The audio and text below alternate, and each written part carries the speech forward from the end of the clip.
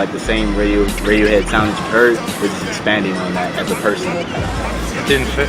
Yeah. Well, you know, God salute him for trying, or maybe it will fit later. No, that's the thing. It didn't quite fit in Radiohead albums. But But the it did album for on him. its So was own it a great dope. album? Yeah. Okay, so then that's even dope. You know what I'm saying? But that kind of thing, and I think that's what's going to make our next Dilated record really good, is the fact that you might have got to learn about me as a person, him as a person. We come back, it's not just three guys, it's more like the individual identities.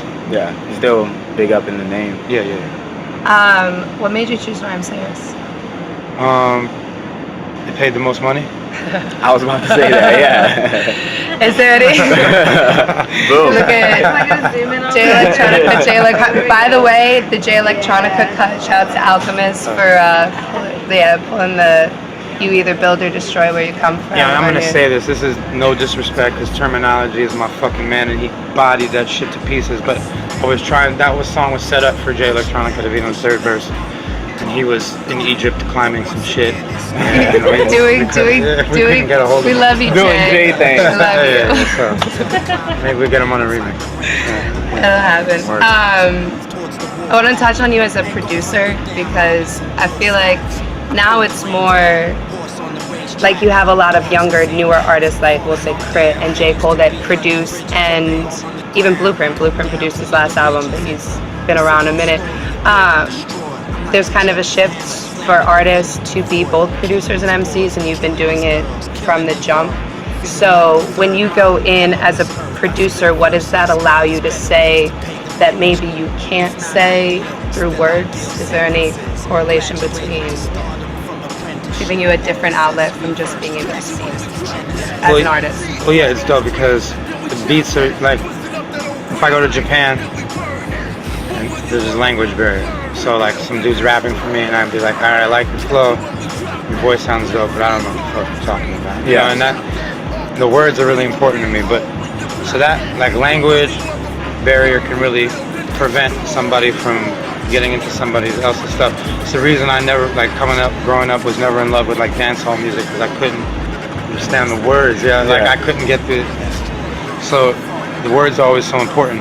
But with beats, kick drum, snare, that's universal. You know what I'm saying? You can hit it differently, but it is the same thing. So I think that's dope. Like, that's the dope thing about beats. I can feel a producer from Germany, or a producer from France, or from Japan, or from anywhere the same way I can feel an American producer, because it's instruments, you know. So I think that's dope. It allows, when I make a beat, it allows me to be understood by everybody, versus somebody might not get what I do lyrically.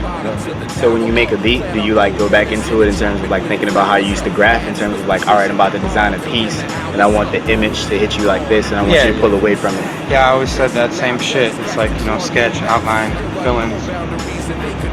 Same thing. Start with an idea, color it in, then you gotta sharpen it up. That would be the outline, and then maybe, you know, adding sounds would be the highlights. Freshness.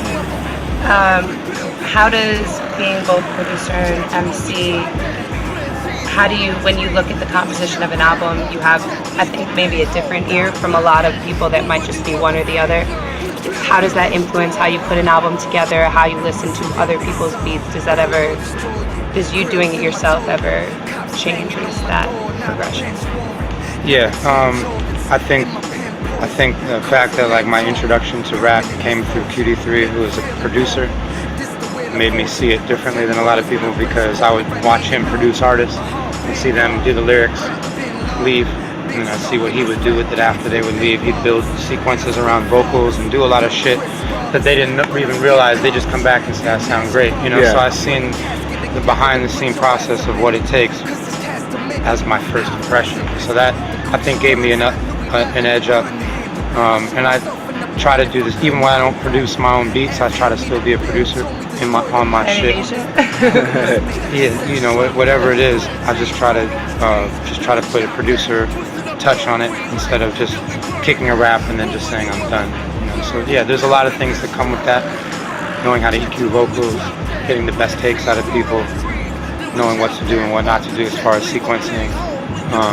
And I definitely look to like Dr. Dre and DJ Premier as like the kings, or Pete Rock as well, as the kings of how to like sequence an album. Thank you for making it, hold on, easy for me to transition because I wanted to talk about this earlier.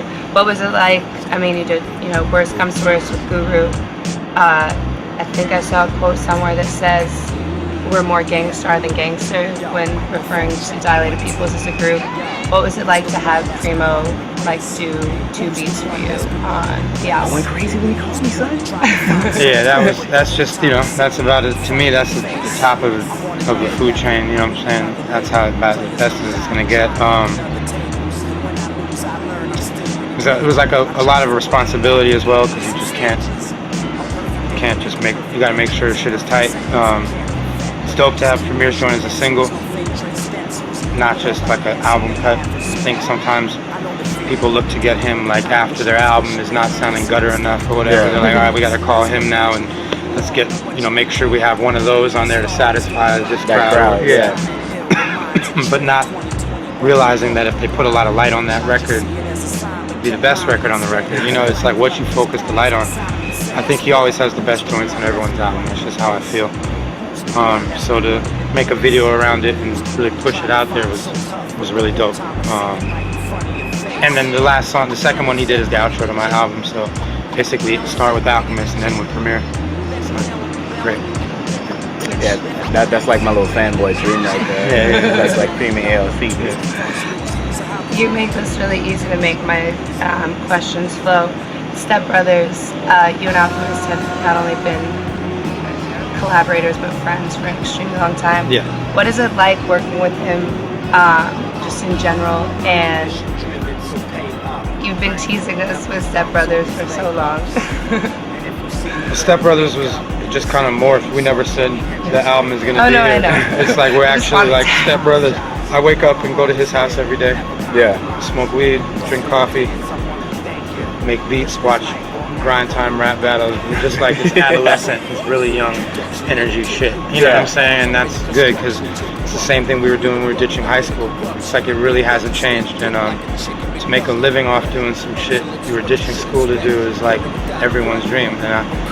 So we just make a lot of music every day. There's going to be a point where there's going to be like 20 of them, and we're going to say, hey, there's enough to put out now. We'll both take a little time off from our schedules to do whatever we're doing to promote it, so it doesn't just get thrown under the bus. And you'll have Step Brothers. I don't think it's like we're trying to like be this new super group. I just think it's be the closest thing to Beastie Boys on a lot of weed. Definitely. Which you can always appreciate. It's always interesting to find like a dynamic duo, like in the sense of the true words, of seeing two people flow back and forth. So like when you hear that, people get hungry, like, whoa, that was kind of fresh. It's gonna come, and I also want to do an EP, Far Left EP, which would be me, Alchemist, Fashion. Fashion. Oh no, Far Left. Either Fashion, Alchemist, and myself, and that would be.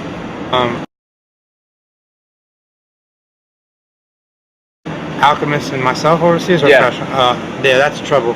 Yeah, it's a lot of like get weed fronted, don't pay them back, that kind of thing. Yeah. Real Yeah. dickhead, arrogant. It's like the opposite of everything Rhyme Sarah stands for. Speaking of Fashion, this is kind of my last question besides talking about touring. When you did the Same Folks video, Yeah. one, what was it like just being out hustling tapes like on the street again? But two, at the end of the video when the dude has Dilated Peoples tattooed on his wrist, like I have Brother Ali tattooed on my shoulder, which he's seen. My next piece is based around Worst Comes to Worst. Like, what is it like for you as a musician to know that your music touches people to the point that they will tattoo your Dilated Peoples like on your wrist? You just got a clip to that point right there. I mean, because that was a genuine moment. I It was beautiful. didn't know this guy had a tattoo on his arm, and I'm asking him, has he ever heard of Dilated Peoples or Atmosphere? And he just, yes, in fact, it's tatted on my body. So Yeah, we call it a quasar around here. that was the weirdest shit. That's another J Electronic. He will always get into J Electronic. Yeah, that was a weird moment. It was honest though. You could see my reaction. I couldn't fake that. And selling CDs on the beach was extremely humbling. That shit was crazy. But what a lot of people don't know is that video was shot summer of 2010, not 11. Boom. So it's been sitting for a year. And once we missed the summer, we had to sit and wait for it to go to the next summer, because you can't put out a video like that in December, you know. So it was funny when we were shooting that. That was the exact time Fashion was on the cover of XXL for freshman 2010 class, and I'm trying to tell people, yo, this guy's on the cover of XXL, you know, while he's trying to sell them a CD, and nobody was like, get the fuck out of here, but he really was. So never underestimate who's trying to sell you music, because it could be that dude, and that's why it's called Same Folks. I guess last question. You had, in Falling Down, you had a quote wait, I even typed it down, so because I knew I wouldn't fully remember. I never would have thought that there was a stage on earth that made me feel more at home besides my place of birth.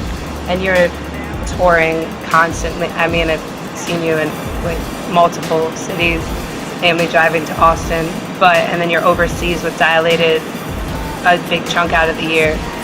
How important to you is touring, like just from a personal standpoint, in being able to connect with your fans, but also how much do you love being on the road? Is that part of it at all?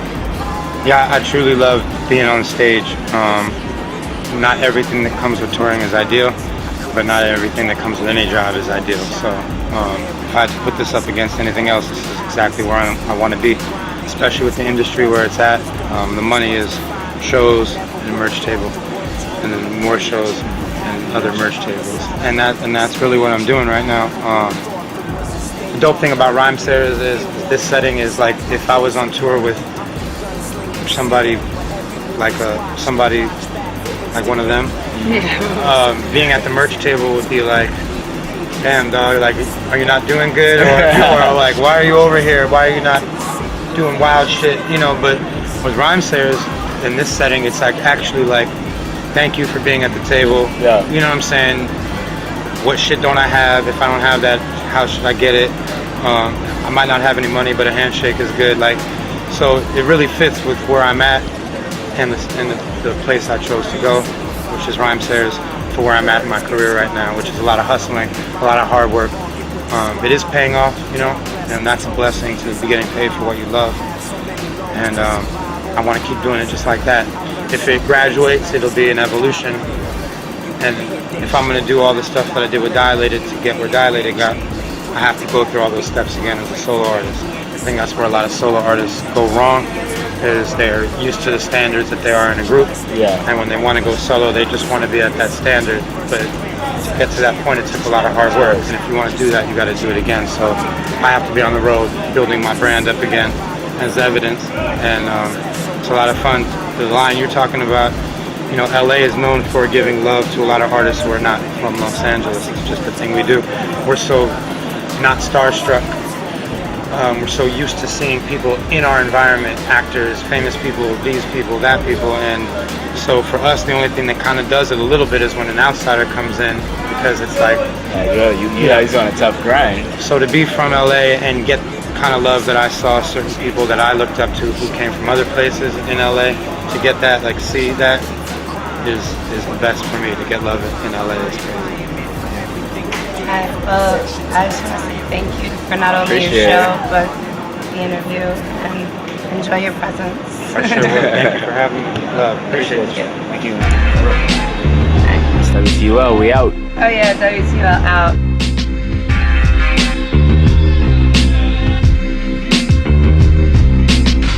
I came in the game one shot away from fame.